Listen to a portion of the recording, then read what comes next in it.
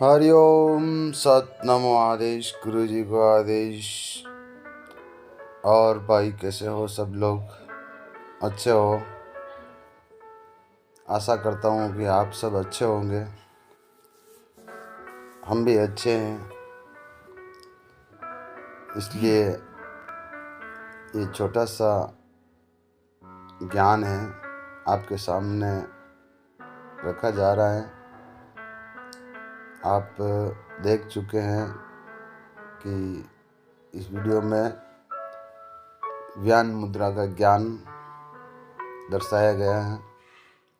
ये ज्ञान अपने हिंदू शास्त्रों के अंदर व्याप्त रूप से विद्यमान है। आप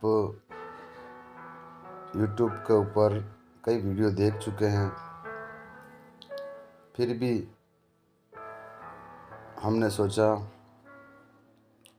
कि आप देख चुके हैं या नहीं देख चुके हैं, तो हम हमारे पास जो भी तुच्छ ज्ञान लगा है उसको हम आपको जगह जगह जाके नहीं दे सकते हैं।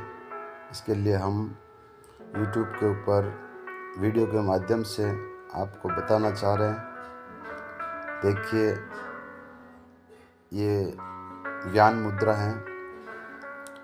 व्यान मुद्रा को तर्जनी, मध्यमा और अंगूठे के अग्रभागों को मिलाकर बनाया जाता है,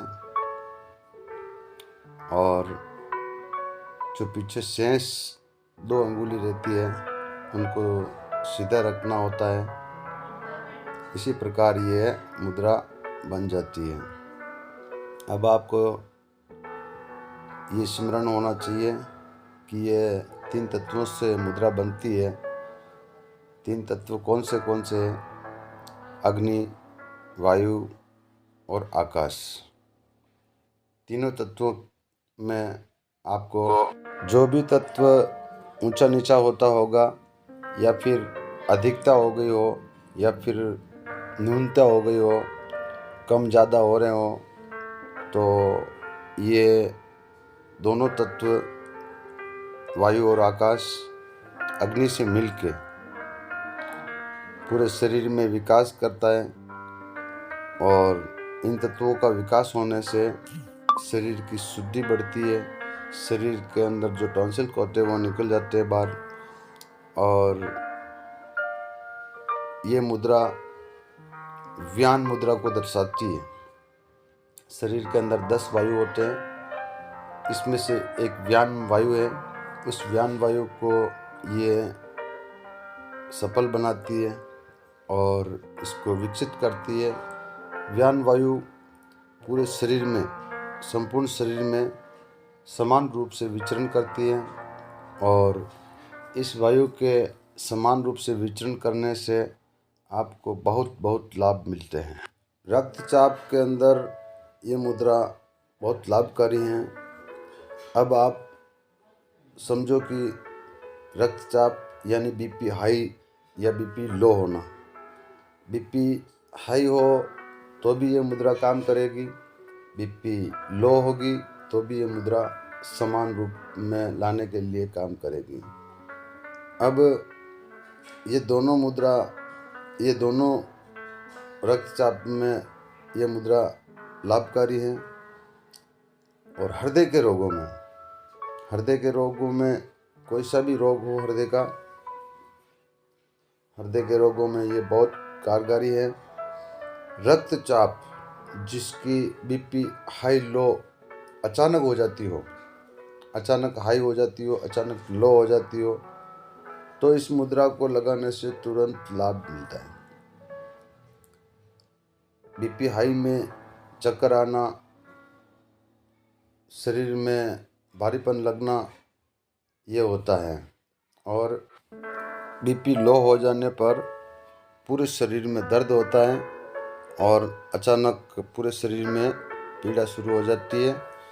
उस रोगों में ये मुद्रा बहुत लाभकारी है। अब ये शरीर के अंदर तीन प्रकार के शरीर को तत्वों को संतुलित करने के लिए घटक होते हैं, जिन्हें हम कहते हैं वात, पित्त और कफ। त्रिदोष होते हैं। ये त्रिदोषों को ये मुद्रा संतुलन बनाए रखने में बहुत सहायता करती है। इस मुद्रा को लगाने से वात, पित्त, कफ तीनों संतुलित हो जाते हैं। अब मैं आपको बताता हूँ कि वात के बढ़ने से क्या होता है, पित्त के बढ़ने से क्या होता है, कफ के बढ़ने से क्या होता है। इनके अंदर वात में वायु बढ़ जाती है शरीर के अंदर, और पित्त के अंदर पित्त बढ़ जाता है, और जब कफ चलता है तो पानी बढ़ जाता है, कफ बढ़ जाता है। तो कफ बढ़ने से सांस की प्रॉब्लम हो जाती है, सांस दमा ये होता है। वात की प्रक्रिया बढ़ने से शरीर के अंदर गैस बनना, हाथ पांव फूलना, जोड़ों में दर्द होना, सिर में दर्द होना, ये सारे काम होते हैं। और पित्त के बढ़ जाने से शरीर में बिल्कुल ही ताकत नहीं रहती है। पित्त बढ़ता है तब हड्डियों को नरम कर देता है और ये शरीर को एकदम शिथिल बना देता है। ऐसा बना देता है कि आदमी उठ के खड़ा नहीं हो सकता है, नहीं कोई काम कर सकता है, नहीं कोई दिमाग लगता है, नहीं कोई कुछ होता है।